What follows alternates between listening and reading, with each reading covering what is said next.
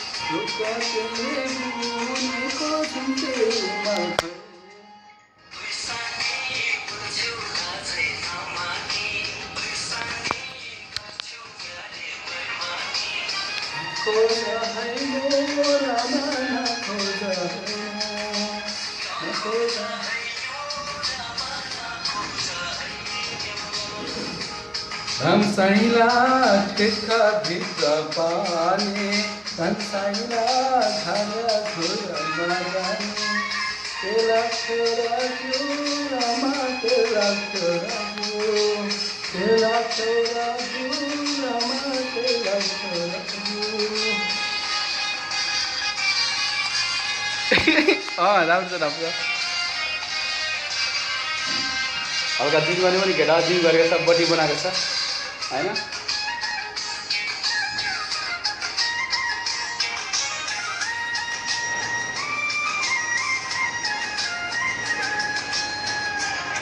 आनाकानी गर्छौ पर सर्छौ मन अन्तै साटो कि आनाकानी गर्छौ पर सर्छौ मन अन्तै साटो कि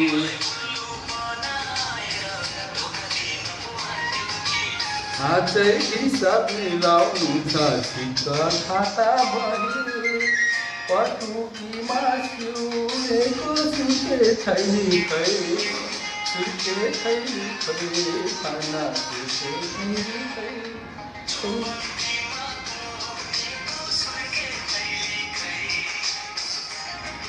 मनमै मान्छौ कता कता जान्छौ खोजी निन्दा नगर मनमै जान्छे कता कता जान्छौ खोजी निन्दा नगर कलिलै छ बैसरा रे बलरती नगर काका पिकी के कुकु कुकु के रोकाटेले बुनेको झुम्के रुमाल खै झुम्के रुमाल खै झुम्के रुमाल खै उसैले बुनेको झुम्के रुमाल खै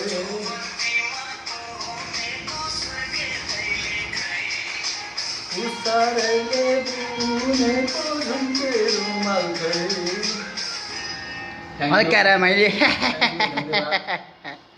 थ्याङ्क यू सो मच। के भन्नु छ?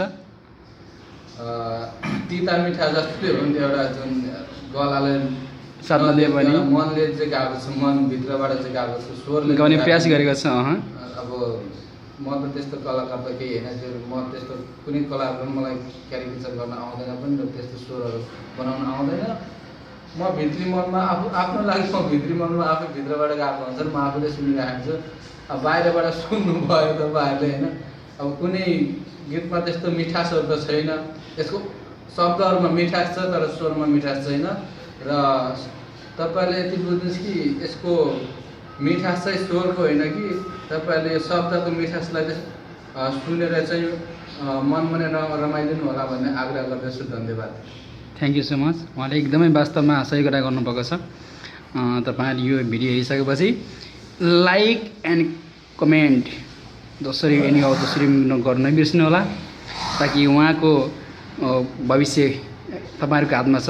कस्तो बनाउने, कुन रूपमा लाने, कसरी मोड्ने तपाईँहरूको हातमा छ। त्यही भएर तपाईँहरूले comment and like please. Okay by.